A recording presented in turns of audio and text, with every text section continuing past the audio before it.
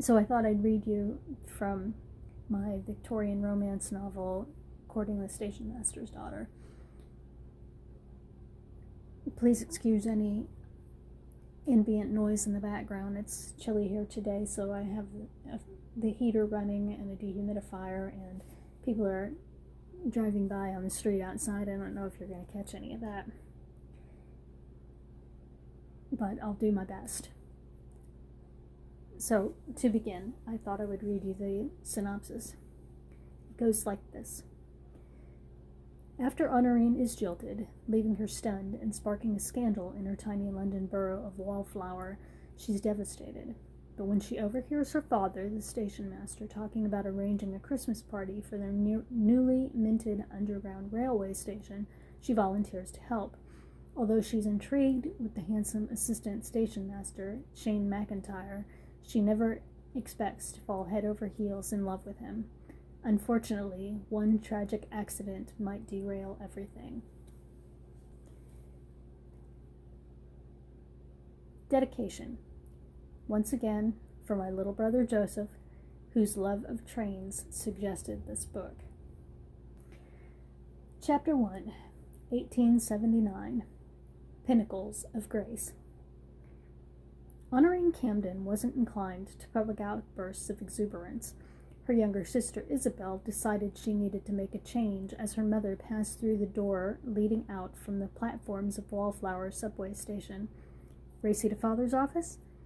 "What did you say, my dear?" Mother asked. When Isabel slipped through the entrance, Honorine hiked her skirts up and sprinted after her. Restlessness had stirred in Honorine all morning. Her day had gone from fine to worse since breakfast. Her visit to Lady Bascom's home to ask assistance with her application to Bedford College, the premier women's college in nearby London, had only met with failure. Glad she had left the bustle out of her ensemble, Honorine ran, ignoring her mother's scolding cry, "Isabel, Honorine, come back this instant!" The exasperation in her mother's voice said Isabel's 16 years was too old for such play. Honorine knew she should agree, yet her edginess welcomed the outlet. Her skirts slowing her down and turning her run into more of a fast stroll, she weaved through the crowded subway terminal, ignoring annoyed responses from everyone she passed. Isabel had the advantage of thinner underskirts and shorter heels. Honorine was determined to catch up. Everett? Did she hear someone speak her father's name? "Look out!" Watching her feet and a small radius ahead, a blur of black and a flash of red hair registered at the last second before Honorine slammed into a man's hard body. Strong hands steadied her, and she blinked at her living obstacle. "Miss Camden, are you hurt?" The tall man, somewhat portly, but with a handsome face and a perfectly combed mop of red hair she'd collided with, was her father's second in command. "Oh, Shane, Mr. MacIntyre." She glanced to the other men with him, her father, and the third fellow's name was Johnson, maybe? Flustered, she recognized him only as a railway man or other. Oh, her father was going to kill her, she was sure. How should she cover her gaffe? "I'm sorry, I didn't see you." Mr. Jefferson had arrived at Wallflower Station at 3:30 and set to inspecting the facility. Shane stood by watching the overseer, trying desperately to hold back his annoyance at Jefferson's reaction to the station's atmosphere, one he'd long since grown used to. Dressed in a fine pearl gray jacket with a matching hat atop his gray hair, Mr. Jefferson cursed as he brushed soot from his sleeve. His thick nose scrunched as he snorted to clear it. Damnable nuisance. Shane sighed to himself. Now you know why we wear black all the time. Mr. Jefferson's work took place around London's train and subway yards. He should know better. Even if he spent most of his time in the upper offices, Shane knew it was hard to escape the black soot the trains belched out. Where London, Brighton, and South Coast Railways sent this buffoon in from, he hadn't a clue. If anyone asked his opinion, Shane thought Jefferson looked a bit like a turkey, round at his stomach, with a flap of skin hanging from his chin. He had trouble not breathing open-mouthed, too. He'd probably never done manual labor a day in his life. Shane did, now and again. Everett, too, though Everett was called on less these days to hook up train cars and switch tracks. than in the early days when Wallflower was an even smaller station in their little burg on the quiet outskirts of southern London. "I apologize, Mr. Jefferson," Everett said. "There's little to be done about the soot at the present time. There's something you might want to work on." Everett dipped his head. "Yes, sir. I hear some gents in America are working on equipping the trains to run on electricity." The mention of America's subway system was just the prompt Shane hoped for. "It would be a shame for Her Majesty's subway system to fall behind. I do believe we can outfit, and how do you propose we do it, Mr. MacIntyre? With what?" Jefferson frowned. "Electricity's too damned expensive to succeed. Coal is the better power source. Top of the line, wouldn't you say, Camden?" Everett conceded his point with a shrug. "You're right, of course. My assistant has read too much penny fiction." Shane bristled at the overseer's treatment of his boss. He hated to see Everett so browbeaten. Rather than taking vocal issue, he steered the conversation in another direction. "When you first arrived, sir, you said you'd had another reason for your visit."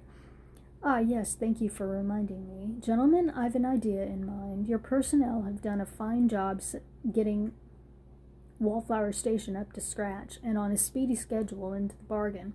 With their help, we've built the finest station in London. I believe they deserve something to reward their efforts. I think a celebration of some sort might be in order."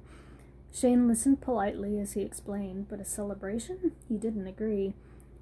"I think they would appreciate a raise more, sir." "A raise? You've no sense of fun at all, MacIntyre. They need to forget their troubles for a while. Relax." Jefferson hooked his thumbs into his lapels. "Camden, what do you think of my plan? For a celebration? I must say it's kind of you, sir, to think of our men." As they made their way toward the main doors, Shane had no suggestions to give. Sure, their employees wouldn't appreciate Jefferson's idea, unless he proposed picking up the tab for a round at the pub. He doubted Jefferson had that in mind. Knowing he'd only cause trouble if he protested, Shane held his silence. The platform entrance door opened. 3 women entered. Everett's daughters, Isabel, and most importantly, Honorine, ran toward them. Mrs. Camden called them back, clearly perturbed. He wondered why they ran, but Honorine's laugh told him all he needed to know. As soon as Shane saw her, he lost all sense of the thread of what her father was saying. Shane cleared his throat. "Everett?" He nodded toward the women, even as Honorine slammed into him. "Whoa! Oh!" Honorine Camden paused. "I say," the 3 men parted like a breaking wave. Mr. Jefferson peered at her and grumbled under his breath. The young woman who'd caused all the trouble stared at him, her violet eyes rounded in surprise. "Mr. MacIntyre, I'm sorry, I didn't see you." "Honorine, be careful," Mrs. Camden snapped. "Really, girls, forgive them, Mr. MacIntyre. My daughters forget they're not children anymore." She glared at her daughters. "And that young ladies don't run wild."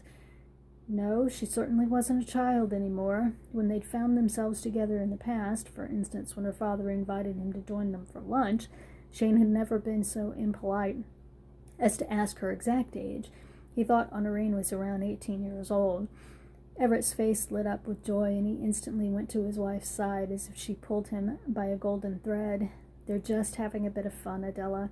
Mr. Jefferson, Mr. MacIntyre, you remember my wife and daughters?" "Of course Shane does," Isabel said. "We saw him just yesterday, Father." Shane released Honorine's arms and stepped back, affecting a bow. "Miss Camden, how nice it is to see you again." She held his gaze for a moment. "And you, Mr. MacIntyre?" She greeted Mr. Jefferson and mumbled an apology. "No harm done." He tipped his hat to them. "No harm done, except to his shoes," Isabel giggled. "As I was saying, I think your men would appreciate the idea." "What idea, Father?" "We're thinking of holding a party for them." Honorine perked up. "Party? I know just the thing." She looked to Mr. Jefferson. "If you wouldn't mind a woman's input." Jefferson glanced from her to Everett, then again to her. "Should you wish to contribute, Miss Camden, I don't see the harm." He tipped his hat to her, spoke a farewell to her father, and strolled off. "Well now, how auspicious you should arrive now." Everett threaded his arm around his wife's waist. "But I'll be home in a few hours." "True, but we had visits to make," Mrs. Camden said. and I thought, why not come back this way? Perhaps we can share a short break with you. Visits, or were you off spending your pin money on trinkets? Visits, dear. We met Viola for lunch. Mrs. Camden released him and flicked the hair out of her eyes. Shall I have her corroborate for you? He started to say something, then took Isabel's hand and slipped it under his arm. That won't be necessary. Shane? It took a moment for Shane to realize Everett had called his name and tear his attention away from Honorine, who fussed with a loose dark hair brushing across her pert nose. Yes, sir? Have you plans for dinner tonight? The usual, sir, which meant another visit to Half Moon Inn before he returned home, though, judging by his reflection in the mirror this morning, he could skip a dinner or two in favor of a brisk run like the Camden girls had just executed. Though, judging by his reflection in the mirror this morning, he could skip a dinner or two in favor of a brisk run like the Camden girls had just executed, though he'd hardly be as charming in the endeavor as Honorine was, he was sure. Everett winked at Honorine. Change them. Come dine with us tonight. And about the rest of the working day, sir? You're right, of course. Everett released his wife and gave her a kiss on the cheek. I'm sorry, my dear. We're too busy to stop just now. Take the girls home, Adela. Shane and I will join you at the usual time. Honorine attended to her father's answer, but held her silence even as her sister added her own plea. Shane continued to study her. Was the blush on her cheeks from her run, the chill outside, or something else? She must have felt herself under scrutiny because she looked up. Shane put a hand to his heart and tipped his head. Honorine fondled her small flower pin and turned her attention back to her mother. So Shane did likewise, wondering if he'd missed anything important. Regret slid across Mrs. Camden's face. Are you sure you can't leave? The girls and I had hoped you would accompany us home. Please, Papa, Isabel said. Shane noticed real regret on Everett's face, fleeting, but there nonetheless. You go on, Everett, he said. I can deal with things here. I can't make you carry my load alone. We've still several hours of work ahead. Everett again touched Isabel's hand. Come, dear, you and your sister be good girls for me and take your mother home. We'll see you soon. Everett followed his family to the front doors and hailed a cab for them. Shane noticed Honorine didn't leave the station without a backward glance and a smile sent in his direction. As Honorine found herself still too restive, she mentally catalogued ideas, ignoring Wallflower's flood of traffic. Carts, horses, men, and women filled the streets as they moved along. Food, music, place, date. Will November 29th be too soon? What is wrong, Honorine? Her mother asked. She looked from the window to her mother. I'm not sure what you mean. You've too much energy. Mother harumphed. No wonder when you run wild like a hoyden. You know you shouldn't do such a thing. I'm sorry, Mother, but it was Isabel who... Mother went right on with her rant. And, do you not recall, you are her example? Where else is she to learn proper behavior of a young lady but from you? You've already set a bad example with... She paused, but Honorine knew what she'd been about to add to her list. Suffice it to say, I'm utterly disappointed in you. Mother turned her glare on Isabel. Both of you. That's not why, Mother, though Isabel looked worried.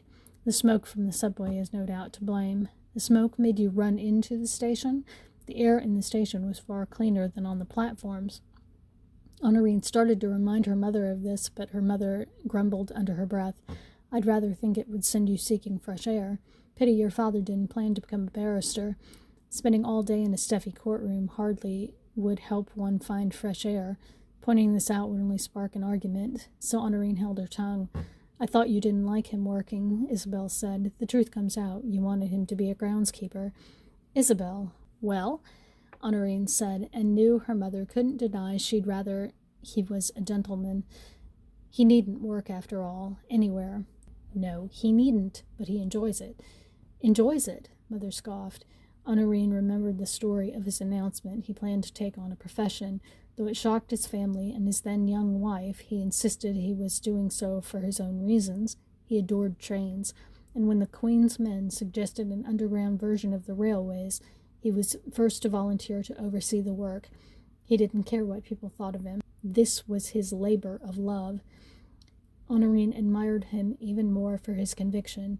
Her father worked hard for their comfort, and he loved managing a subway station. It helped them afford their 2-story, if small, home Honorine loved, and the cook who doubled as a maid, who helped her mother run it, and their governess, Miss Pett, a French-born English immigrant who had joined the family when Honorine finished her dame school education. She'd been tutoring the girls in various subjects ever since. As soon as they reached their home, Isabel helped Honorine out of the carriage, and once inside, both girls removed their coats. As Honorine entered the kitchen, she wondered what lesson Miss Pett was planning to bore Isabel with tomorrow. Isabel paused before the stove, holding her hands out to the heat. The scent of spices, flowers, and gravy filled Honorine's nose, yet she ignored the tasty temptation to fit in beside her sister, relishing the stove's warmth. Mother looked over the various bowls and utensils, then addressed their cook. "Agatha, we're having a guest for dinner tonight." Agatha, who doubled as both cook and housekeeper, studied the joint of mutton she seasoned and the other ingredients piled near the cutting board. "I know, it's going to be a stretch, but we must make do." The cook dipped her head in obeisance. "Very good, ma'am." Honorine exchanged a glance with her sister and shrugged. The mutton would be enough to feed them all, plus the neighbors, Honorine suspected. "What was your father thinking?" Mother took up the subject again. "What will happen between now and when he arrives? He's likely to invite the entire London, Brighton, and South Coast Railway Board home with him." Honorine wrung her hands before her. "I can take a smaller portion if it will ensure Mr. MacIntyre has plenty." "No," Mother touched her shoulder. "Lunch at the inn's expense is fine and good, but I won't have that strange man taking food from my daughters' mouths." "He's not a strange man, Mother." Honorine nodded to Isabel. "He's our friend and Father's employee." Mother paused, studying Isabel. "Yet you were not the one to invite him. Your father did." This meant she couldn't send Mr. MacIntyre home without supper as she might if Honorine or Isabel had suggested inviting him. Agatha slid another bowl forward. Isabel gaped, for the bowl contained a supply of peeled potatoes. "Oh, Mother, we can't serve those tonight." Confusion flitted across their mother's features. "Whatever do you mean?" Isabel crossed to the woman and plucked a potato free. "These, Mother, they're cursed as far as Mr. MacIntyre might be concerned." "Have you forgotten?" "Forgotten what? I thought he was Scottish." "His mother is, but when she married his father, they moved to Ireland." Mother's gaze grew distant, even as she stared at the potato-filled bowl. "I see. He's half and half, actually." "I gathered that." Mother cut her off, not bothering to question, as Honorine once had, exactly from where on the island Shane hailed. "I'm sure Mr. MacIntyre will realize we didn't have time to rearrange the menu for his specific needs." Mother waved a hand at the cook. "Agatha, do as you were about to." Worry etching itself into her pretty face, Isabel crossed to Honorine and lowered her voice. "There's nothing for it. You'll have to keep him distracted so he won't notice what she's giving him. Maybe you can tell him to come later tonight." A smile played around her sister's lips. "I'll tell Miss Pett to leave your window unlocked for him." Honorine was so surprised she laughed out loud. She paced to the table in the parlor and rifled through the mail. No response had arrived from Lady Bascom with this afternoon's post. Honorine supposed she expected too much. Lady Bascom hadn't been her friend lately, not since her cousin jilted Honorine last year. All she needed was the name of which college department head would be most inclined to her application to their botany program. Even a last name would do. Initials? So far, the woman declined to answer her. While Isabel read selections of Alice in Wonderland aloud, Honorine spent the rest of the day pondering ideas, checking in magazines and books for ideas on what she might do for her father's men. Doubt crept over her, how to handle planning this party on her own. The sun set, and though she usually settle in with sewing in hand or a book, she hoped to finish a reread of Jane Austen's Sense and Sensibility soon. They had a guest. So Honorine sat on the stool before her vanity, braiding her hair, unbraiding it. Finally, she tied the front away from her face with a turquoise satin ribbon. Then she tore the ribbon out and tossed it to her vanity. The satin fluttered down to settle over her powder pot. Stupid hair. What was wrong with her tonight? She'd never had so much trouble readying herself for dinner before. She'd just have to pin it back and be satisfied. "I need serious help." "No, you don't." Isabel studied her, hand to her chin as she thought. She was already dressed and perfectly put together. "What's wrong with the dress you're wearing?" She looked down at the off-white cotton skirt. It's old. Isabel proceeded to make Honorine stand and fluff the skirt. Shane won't mind. Why do you think Father invited him to dinner? I don't know. Surely anything business-related, he can just say it at the station. I've no doubt. Honorine stared at her sister's reflection. A few inches shorter than her, they shared the same dark hair, though Isabel's face favored a softer oval than the contours of Honorine's, affected by the baby fat she hadn't completely shed. She was having trouble fighting all the blemishes that Honorine had grown out of, mostly. You don't think he's going to give Mr. MacIntyre his position at the station, do you? Isabel's fingers stilled. For what purpose? Perhaps he's bored of the profession. It would be prudent to leave it in the hands of someone he trusted. If so, I doubt he would have invited Shane to dinner. Likely it's something far more mundane. He probably wants to give Mother a chance to get to know Shane better, since he's ensconced with Father in his railway. It's logical. Is it? Isabel picked the ribbon from the vanity and weaved it into Honorine's coiled hair. I'm sure to Father it must be. Besides, his visit will afford you time to continue your acquaintance. I wouldn't discount that. Oh, she didn't. If the night gave her any chance to converse with Mr. MacIntyre, she didn't plan to let it go to waste. The clap of the front door closing and voices downstairs drew their attention to the hallway. Isabel tied off the ribbon and ran down the staircase. Honorine was right behind her, if trying for more dignity this time. When they hit the middle of the stairs, Honorine found her mother leading her father and their guests toward the parlor threshold. What smells so scrumptious? Her father asked. Shane bowed to her and her sister. Miss Camden? Honorine's skin tingled as he kissed her hand. When he released her, she balled her hand in her skirt. It's good to see you again, Mr. MacIntyre. Father offered him something to drink and made sure he settled in until dinner was announced, then turned his attention to her. What have you been doing this afternoon, my dear? Just a bit of mending and reading. Poetry? Shane asked. We were reading Carol. Ah, an appropriate subject. I've seen several maidens chasing rabbits down into their rabbit holes. His statement elicited a curious "what?" from her father. After their pocket watches. Honorine guessed. Precisely. Shane winked at her. Just today, in fact, one ran right into me trying to trap a wily cottontail. Honorine giggled, covered it with her hand, but studied him. He still wore his black coat of earlier, and she was glad to see it. After all, there was no reason for him to make a special trip home to change, not for their informal dinner. I'm sure you have a legend or two about strange wildlife. Isabel glanced to her out of the corner of her eye. My sister tells me you haven't shared them with her. How is that possible, Shane? You mustn't believe what Edwin says about me. Shane looked her over, and Honorine felt warmth flush over her skin. He exaggerates. Mr. Hetherington isn't to blame, Isabel scolded. I've been in drawing rooms where you've told some of your long tales myself. Speaking of tales, he reached into his coat pocket. I've been meaning to return your book. Honorine glanced to the cover. It wasn't a novel or a book of poetry, but the herbal dictionary she'd loaned him. How did you like it? What I've had a chance to read, I found interesting. What you've had a chance to read?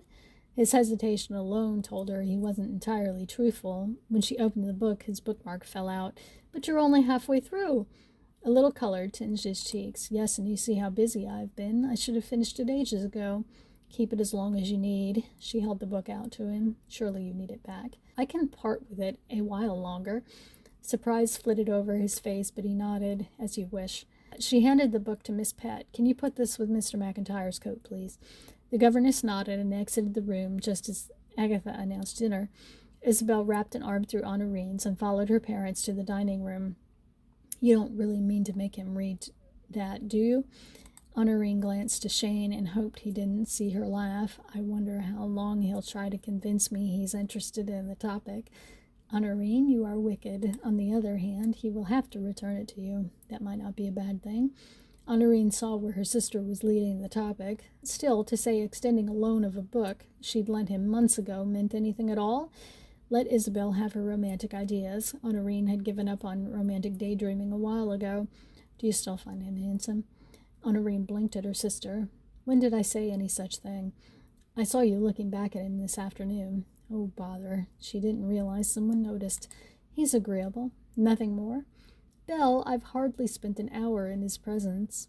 I thought 3 months altogether, given How many times over the years Father has invited him to join us when we go out to lunch. Honorine blinked. Would their brief acquaintance add up to such a long time? Isabel relinquished her hand. When you've had a chance to decide, let me know.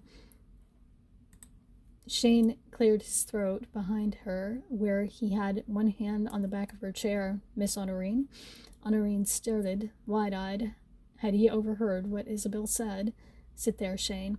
Isabel pointed to the chair next to which he stood. So you can block the door should I want to run? He winked at Honorine. Flustered, Honorine swept her skirts out of the way and sat. No, here, Mr. MacIntyre. Her mother pointed to the chair beside which she sat. Shane took the seat next to her as she had directed. Isabel hid a laugh behind her napkin. Their dinner passed uneventfully, with her father carrying most of the conversation. Mother chimed in with questions for Shane. Honorine had to wonder, did she ask out of her own curiosity, or because she sensed Honorine's tongue tied itself in knots? Silly of you, she scolded herself. Why should he push all thoughts of polite conversation from her mind now? They'd spoken so easily together before. Think, what did we discuss the last time we met? Her mind had gone utterly blank. Chapter 2. The Plan. Honorine was so talkative the last time he'd had lunch with her family, but now she said very little. Shane was certain he'd done something to offend her, but what? A heavy scent of soot still lingered around him, despite his distance from the station. Did she still smell it? Blast it. There wasn't much he could do about it now. Should he have offered to spend an extra hour on her porch, in the dark, in the cold? This wasn't a good idea. He should have bartered a Sunday lunch invitation instead of coming to dinner. Whatever Everett had on his mind, surely it would wait a few days. Blast it. Next time, tell Everett you'll come along after him and take 10 minutes to bathe. Surely he'd already offended Honorine's delicate nose. This is no way to begin, man. There was no sense in cursing hindsight. Here he sat and was stuck. Maybe he'd find a way to make amends by the end of the evening. How can I decide so soon? Despite your guess, we're only friends, he and I. Honorine's statement piqued his curiosity. All right, then. Isabel relinquished her hand. When you've had a chance to consider the question, let me know. Miss Honorine? She stood staring at him, her violet blue eyes wide, aghast. Then she looked to the chair he held out for her, thanked him, and took her place. As he stepped back, he winked at Isabel. He took the seat her mother indicated by her side, she and also her sister firmly between them. Any further away, and it might as well be on the front porch. In a few heartbeats, their maid entered the dining room and moved fine china serving dishes from the sideboard to the center of the table. Everett settled back and allowed the maid to pour pear cordial into his crystal glass. Mrs. Camden had spent much care and time, it seemed, to outfit the table in expensive crystal, china, and silver. Perhaps not as rich as Lady Bascom's collection, but comparing it to his own bottom-of-the-line set, Shane didn't find his friend's family wanting. The knowledge gave him even more to aspire to, for what would any future wife he might choose expect? He found his gaze wandering to Honorine. Mrs. Camden dragged his attention away from her daughter by offering a serving dish to him. As guest, you may have first choice, Mr. MacIntyre. Don't mind if I do. He nodded in thanks, plucked off the delicate china lid, and froze. Honorine gasped. Certain words crossed his mind that he knew it best not to repeat in her presence, for the dish held a steaming mound of boiled potatoes. Shane frowned at the plate. Potatoes. Why potatoes? He peered at the family. Mrs. Camden's meaning by serving this was clear. She really didn't like him. But why? What had he ever done to her? He couldn't think of an answer to that question. Oh, Mother. Isabel said and shook her head. Adela. Everett said, really? Fine. If she wanted him to eat potatoes, he would. For Everett's sake, for Miss Camden's sake, he would. He'd done worse things in life. No matter how long you've avoided the damnable things for the stigma of them, if nothing else, one won't kill you. He set the dish cover down and picked up his fork, poking at the ones on top. No, Shane, don't bother. Everett waved a work-hardened hand at the dish. Agatha, take those away. But Mrs. Camden began to protest, but Shane didn't miss the shock on the two daughters nor the anger on the father's faces. Mrs. Camden relented with a sigh. Very well, we can have them for lunch tomorrow. Forgive me, Mr. MacIntyre, I wasn't thinking. Was she not? He wasn't blind after all. He had an idea of exactly what message she'd hoped to send with this particular menu inclusion. He had no doubt she knew he'd been born in the heart of the great Irish famine, or had somehow assumed so, and she made it clear she was one of those bloody English who had no love or charity for his people. If she was anyone else, was this any other house, and were he not here because his employer had not yet broached why he'd garnered this invitation, Shane might have made a quick exit as politely as possible. But he was here as her husband's underling and guest, for Everett's sake, for the possibility of continuing his acquaintance with Honorine Camden, for the sake of his career. He ignored the slight. There's nothing to forgive, madam. He pointed to another dish. Pass the parsnips, please. The tension lessened, and as their dinner continued on, Everett took up most of the slack in the conversation, discussing matters of the railway, until Mrs. Camden rubbed her temples. Ev, you're talking about your business again. Her husband paused and tapped a hand on the table. I'm sorry, my dear. She's right, Shane. We can cover all this tomorrow. Yes, sir. He folded his napkin, and placing it just so on the table, Shane said, You hinted you might have some idea for the party. But why involve me? And why not? Everett shot his wife a quelling stare. You're as close to the men as anyone else in the station. Other than you, sir. More so. And what time do I have to worry about such a thing? Shane nodded and grumbled under his breath. That's my question. What I don't understand, Mrs. Camden said, is why you wish us to plan this party all of a sudden. I suppose you will have to assist them, my dear, but it is Honorine's project. Everett rubbed his hands together and took in his daughter. You haven't changed your mind about it, have you? Of course not. Honorine touched a small, dried rosebud pinned to her dress. I've already written down a few ideas since this afternoon. Her father's lips pursed in a triumphant smirk. So you see, MacIntyre, that's why I invited you here. Between you and my daughters, I trust the thing will succeed. Shane blinked. Me, sir? Was Everett teasing him? What do I know of planning a party? Oh, come now, MacIntyre. I've seen gangs of our motormen around you when you speak. You're a born entertainer. Don't deny you're a good talker. I remember you convincing me to hire you, a scamp who knew nothing about the railways. He did at that. Shane smiled at the memory. Of course I can talk, sir. Talking is a little thing. Not for some people. Everett looked at Honorine. She looked to her fingers. But the whole of a party, sir? Shane shook his head. I appreciate your confidence in me, but I can hardly accept the praise. No? Tell me a story, then. The old man had gone off his head. A story, sir? Yes. Prove to me there's no reason my men flock around you from time to time. Shane glanced at Isabel. He's your father. Help me. Isabel simply nodded, and in a sentence proved whose side she was on. Tell the one about the little girl and the crow's nest man. Laurie, I think you called it. It's short and sweet. Laurie? The girl nodded. They gave him no choice, and he started in. It was a wee bit difficult to keep his mind on the story he told when Honorine sat there, a tiny dab of jam from dessert decorating her upper lip. A desire to kiss it off rose. With her whole family watching, he had no chance to act on the impulse. Instead, he met her gaze and swiped at his lip. Her hands remained firmly in her lap. Clearly, she didn't understand the message.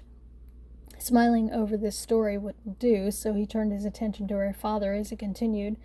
Laurie leaped out of the crow's nest, intent on the ghosts taunting him. 10 minutes later, he concluded with, the dog's bark guided the ship safely to shore, and none but the crow's nest man lost.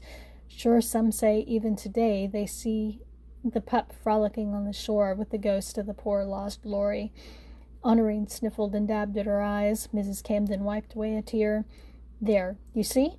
Everett puffed up as if he was pleased with himself. Now how can you tell me, you, who make my girls weep with such an abbreviated tale and know nothing of entertainments? I never said I don't know anything about parties, sir. Shane spread his arms wide. But planning the party is what you're after. I suspect far more goes into it than me standing center stage chattering. Every party he'd ever attended had astounded him. The array of food, the musicians, the dancing, the constant conversations, and how the hostesses revived one whenever there was a lull, not to mention how the hostesses could stand to have so many people invade their private parlors. The thought of trying to do the same baffled him. "It's only a matter of invitations, music, and food," Honorine said. "While I'm no cook, I've helped Mother at Easter." "Yes, we have," Isabel said, "and some summer gatherings, many times. I can't think this would be much different." "What do you say, MacIntyre? You're not going to let my girls take all the glory for this, are you?" Shane held Honorine's gaze. "If she were to be involved, I'd rather step off a cliff than say no, sir." Honorine made notes of her father's ideas and shared them with Shane. The mere fact that he leaned close to read over them kept her distracted. Only the thought of her sister's encouragements to think in such terms as attraction about him refocused her mind on the notes she'd made. Though he smelled of coal smoke, she thought she detected a hint of oak underneath. The burr of his accent kept her intrigued as well. Shane prepared to leave around 11, but not before her mother drew him aside. "I apologize, Mr. MacIntyre. I wasn't," was all Honorine heard. While they spoke, Honorine took a glance at herself in the mirror. A spot of jam glazed her top lip. "Oh, how long has it been there?" Had Shane noticed? A glance over her shoulder told her Shane wasn't looking, so she licked it and wiped her cuff across to dry. The Christmas party planning already begun in her mind. Her head swam with the possibilities, even as they wished Shane a good night and shut him out. The chill stealing in the open door still raced along her skin as her father tweaked her chin. "There's a good girl. I knew you would come through for me. Don't worry about perfecting all the details right this moment. Why don't you go on up to bed?" She raised herself on her toes and kissed his bearded cheek before she bounded up the stairs. "Adela, I want to speak with you, if you please." Curious about what her father might say, the tone in his voice told her it would be better to keep on climbing the stairs lest she somehow fall under his wrath unnecessarily. Knowing how loud her parents argued, she was sure she wouldn't miss one word of what was to come, even if she stood on platform 1 of Wallflower Station rather than in her own bedroom. So, there you go, folks. That's all I have time for right now. What with Christmas about upon us. I hope that you enjoyed this, even with the little fits and starts here and there. If you'd like to read more, of course, the book is available on Amazon, and I will leave a link for it down in the description. This is just the beginning of the series, and there are 3 more books and 3 girls. The 2 of them you've already met in this little excerpt. Though Honorine only has one sister, Isabel, and she does get her own book called Miss Camden's Kissed the Duke. They have a cousin who also has her own book in the series, who Shane's best friend is in love with. So you'll have to read all the Camden girls' stories to find out how they deal with this life in the subway stations. There's something that's going to,